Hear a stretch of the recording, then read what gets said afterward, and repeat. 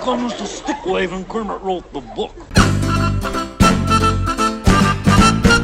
The Muppets. Jim and Jane Henson's creation that brought joy to countless childhoods. Everyone loves the Muppets, and if you don't, then frankly we can't be friends anymore. The ongoing exploits of Kermit the Frog as he and his wacky friends, including Miss Piggy, Fozzie Bear, Gonzo the Great, Dr. Julius Strangepork, and many others, try their very best to entertain you. I have always adored the Muppets, and will happily watch them at any time, but who can say what it is that makes these characters so lasting and endearing? Who could possibly pass through the over 40 years that they've been around with 3 TV shows, 8 theatrical films and 2 terrible made-for-TV movies to find the deeper meaning to this? Me. It's me. I can. It's me. And to start that, well, we'll have to look into the history of German theatre.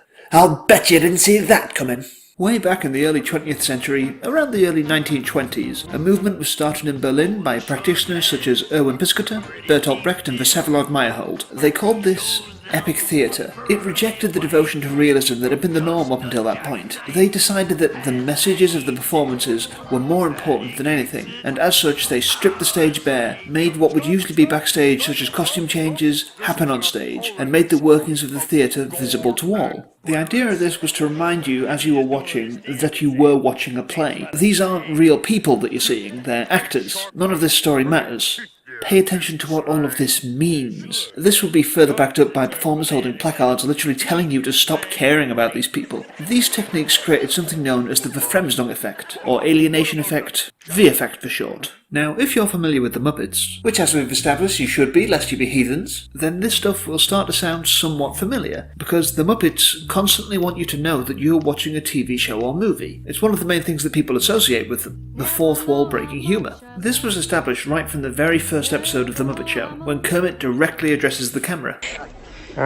Think about this, friends.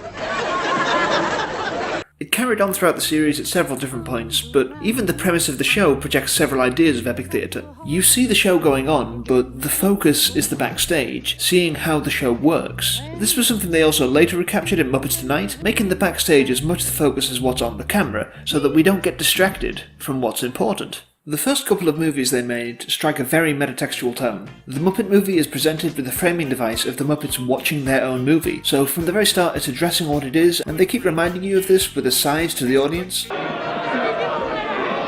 Grief, it's a running gag. They even have a moment when the film breaks off the projector. The artifice is laid bare for all to see. They continued this on with The Great Muppet Caper, which I think might be the most meta movie they've ever made. It opens with Kermit, Fozzie and Gonzo explaining the premise of the movie to you. See, in this film, me and Fozzie play crack investigative reporters for the Daily Chronicle. And Gonzo, he's our photographer. They openly address the tropes of several films. Why are you telling me all this? It's plot exposition. It has to go somewhere. And there's the usual sort of gags throughout. What are you doing here? A very brief cameo. Me too. It's a stylistic approach that really sets it apart from more standard fare, and gives the Muppets a very interesting reputation. This kind of setup would mostly be dropped from the films that followed, in favour of a more emotion and story-focused style. Muppets Take Manhattan doesn't break the fourth wall at all, just delivering on a really solid, straight family film, and I'm not crying at saying goodbye, you are. And there's Muppets Treasure Island, which has the fourth wall breaking gags. We're heroes! We saved the pig and the frog! Well, it was too late to save the movie. And anachronistic rats enjoying a fun cruise. And margaritas at the midnight buffet. Who at one point stumble across the filming location for Muppets Treasure Island. The actual jungle location for the movie Muppet Treasure Island. Oh my god. Which is right back up to the level of the first couple of movies, but plays the main focus of the story straight. This is the best Muppet movie. Big fat, ugly, bug-faced, baby-eating O'Brien? Aye. It's also the best pirate movie. It's possibly just the best movie. Oh, well, hello, Long John. Oh no, him too? And then there's Muppets from Space, which does not have the meta stuff. And, well, I might come back to this one some other time, because I have mixed feelings about it.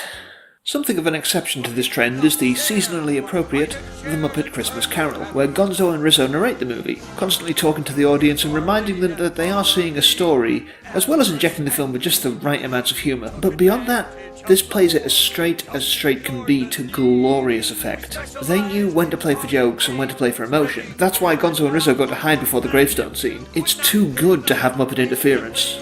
I watch this movie every year, and let's face it, so do you. They also made 2 TV movies. It's A Very Merry Muppet Christmas Movie and The Muppets Wizard of Oz, which are... I'm alive! No, you're dead. No, I'm alive! No, you're dead! Just as Dorothy and the Wicked Witch charge at each other, bam! Blowout fight scene. The gals whip out these huge samurai swords.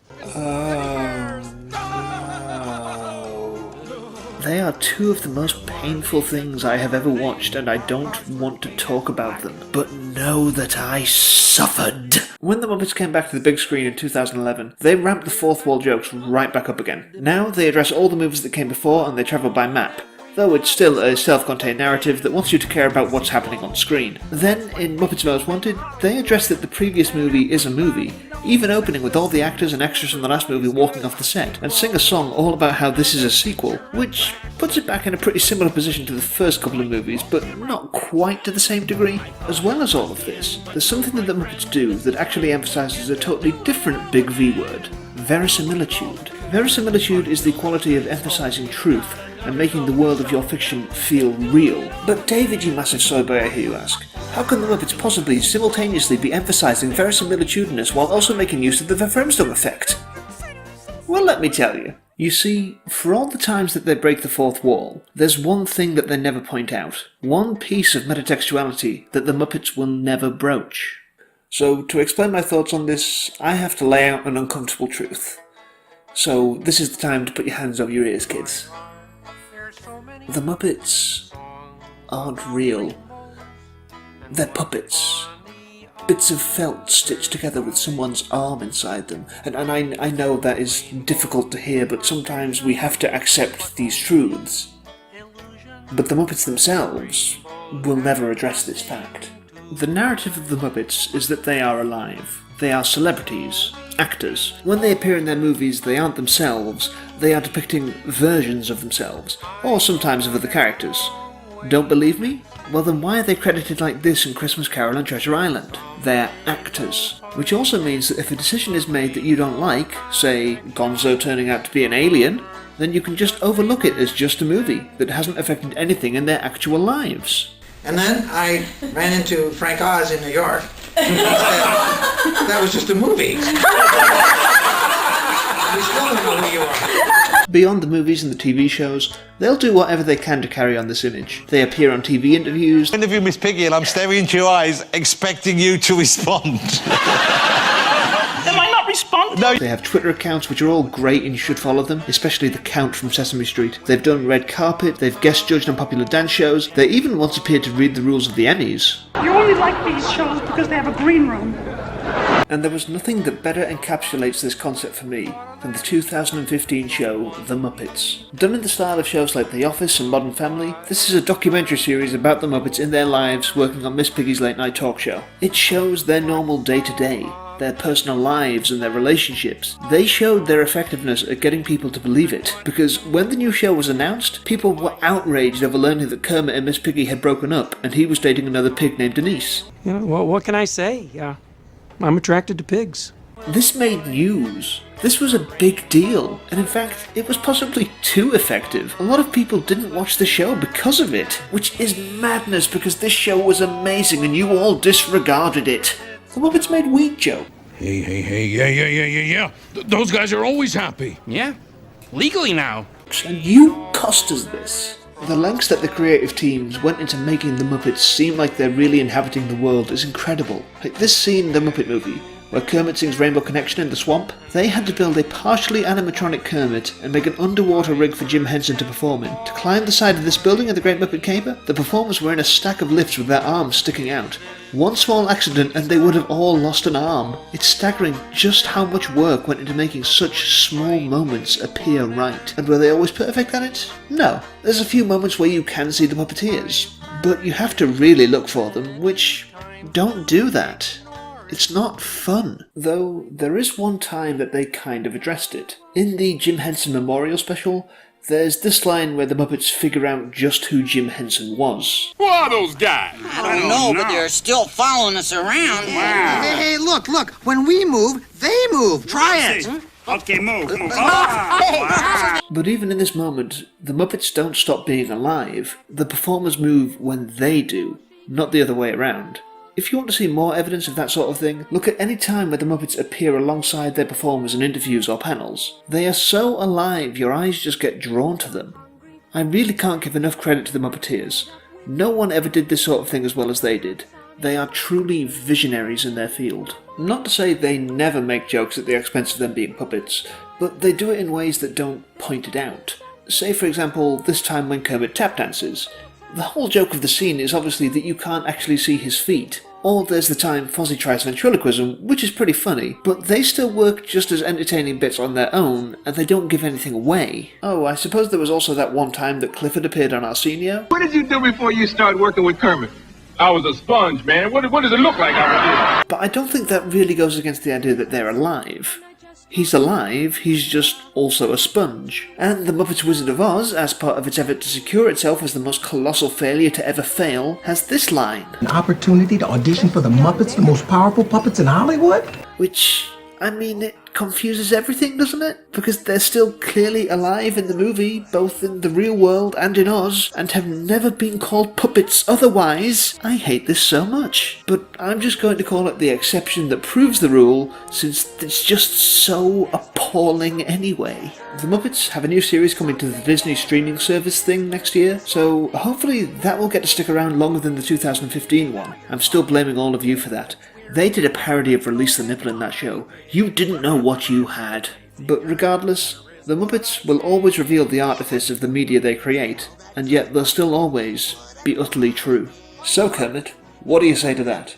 You know, it's amazing. You are 100% wrong. I mean, nothing you've said has been right. Oh. I said the hip, hop, the hippie, hip, hip, hop, and you don't stop the rocket to the bang, bang, boogie, say, yup, yup, the boogie to the rhythm of the boogie to beat. Now what the hell is to the system ripping to the beat? Thanks so much for watching my video all about the Muppets. I like them a lot, so I'm glad that I was finally able to get my thoughts down about them. If you'd like to see more videos by me, click up here to subscribe, or click on some of the links over here. So from me and Frank, it's Merry Christmas, and have a very happy 2019. Spend it with the ones that you love. Like you. Yeah. Silly boy. Okay.